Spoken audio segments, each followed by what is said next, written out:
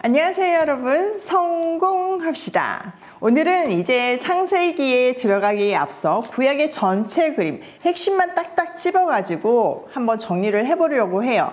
전체를 봐야 하지만 창세기를 시작할 때 그래서 이런 이야기가 있구나 라고 알 수 있겠죠. 자, 먼저 창세기. 하나님이 세상을 창조하시고 인류의 세계사가 시작되어요. 창세기 1장에서부터 11장까지는 사람의 기원, 창조 목적, 또 사람이 만들어갈 문화, 역사의 방향 등 근본적인 주제들을 다 말해주고 있어요. 그리고 창세기 12장에서부터 50장까지는 모델나라 이스라엘 역사가 시작되죠. 아브라함의 자손으로 국민 만들기가 시작이 되고 아브라함, 이삭, 야곱의 70 식구가 애굽으로 가는 것으로 끝이 나요. 자, 다음은 출애굽기인데요. 아브라함의 자손들이 400년간 70명에서 약 250만 명으로 한 나라의 국민이라고 말할 수 있는 숫자로 번성해요. 그러나 그들은요, 어느 순간부터 노예가 되어 있었고 하나님은 한 사람 모세를 통해서 그들을 애굽에서 이끌어내죠. 그리고 신의 강야에서 하나님 나라 백성들이 살아야 하는 국법을 주세요. 그 법의 내용이 바로 레위기예요. 다음은 민수기인데요. 자, 지금 이스라엘 나라가 만들어지고 있는 중이잖아요. 국가의 3대 요소가 뭔가요? 네, 맞아요. 국민, 주권, 영토예요. 국민 주권은 됐는데 이제 영토만 남았죠. 그러니까 영토 정복을 위해서 떠나는 이야기가 민수기 내용이에요. 그들은 시내산에서 출발하기 전에 병력 조사를 해요. 바람 강야에 이르러서 그들의 목적지인 약속의 땅, 가나안에 정탐꾼을 보내죠. 그런데 그 땅의 거인들과 그들이 가진 무기에 엄청 주눅이 들어서 땅 정복을 포기해요.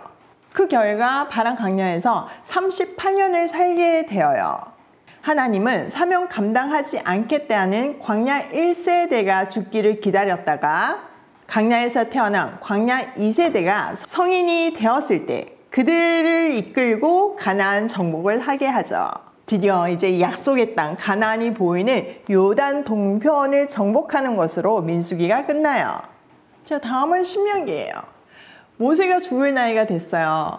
광야 2세대들에게 유언과 같은 설교를 하게 되죠. 지금까지 있었던 역사의 요점만 기록해서 그들의 부모처럼이 아니라 사명 감당하는 삶을 살 수 있도록 교육해요. 그 책이 바로 신명기예요. 자, 다음은 여호수아인데요. 모세는 죽었고 여호수아가 가나안 땅을 정복해요. 그러나 완벽하게 정복하지는 못했지만 드디어 국가가 완성되었어요. 지파별로 땅을 분배하고 정착 생활을 시작하죠. 여기서 중요한 거는 레위들에게는 땅을 주지 않았다는 거예요. 그들은 말씀을 가르쳐야 했죠. 다음은 사사기. 여호수아가 죽자 이스라엘 백성들이 하나님을 떠나기 시작했어요. 하나님 나라 백성답게 그 약속의 땅에서 천국을 이루며 살아야 하는데, 그래서 다른 나라 백성들이 우리도 저렇게 살고 싶다, 그렇게 하나님을 알아가야 하는데 그것이 그들의 사명인데 그것을 잊어버리고 세상과 섞이기 시작한 거죠. 하나님은 그들을 정신 차리게 하기 위해서 원주민들이 다시 쳐들어오게 했어요. 그러면 이제 위기가 닥쳤으니까 기도하게 되고, 그때마다 하나님은 사사를 보내서 구원해 주세요. 그러나 다시 섞이는 패턴이 반복돼요. 한마디로 죄의 악순환 시대예요. 백성들은요, 눈에 안 보이는 하나님 대신 인간 왕을 구하기 시작해요. 이때 하나님 마음에 합한 왕 다윗의 증조 할머니 룻 이야기가 기록되어 있죠. 왕을 준비하는 책이 룻기예요. 자, 다음은 사무엘상하. 백성들의 소원대로 인간 왕이 다스리기 시작했어요. 1대왕 사울을 지나 하나님의 대리 통치자 다윗이 왕이 되죠. 그는 하나님 마음에 합한 이상국가를 만들어요. 영적인 암흑기였던 사사시대 배경 속에서도 그는 예배 문화를 만들었어요. 하나님은 그의 왕권이 영원할 것이라는 다윗 언약을 하시죠. 그 언약대로 다윗의 후손으로 예수 그리스도가 오시고 그의 왕권은 영원히 이어져요.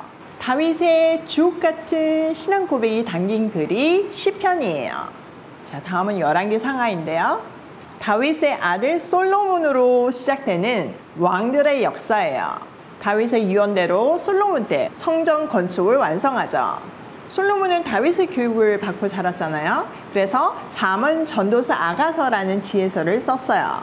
그런데 그는 말년의 배교예요. 솔로몬의 아들 르호보암 때 나라가 남북으로 갈라지게 돼요. 두 나라 다 하나님과 우상을 동시에 섬기는 혼합주의 역사를 이어가요. 이때 예언서 12권이 나오는데요. 나라가 망해가는 과정에서 하나님의 마음을 대언하는 선지자들이 계속 돌아오라고, 하나님 자녀답게 살라고, 그러다가 망한다고 알려주고 있어요. 그러나 그들은 돌이키지 않았고 결국 북방 이스라엘은 아수르에, 남방 유다는 바벨론에 망하게 되죠.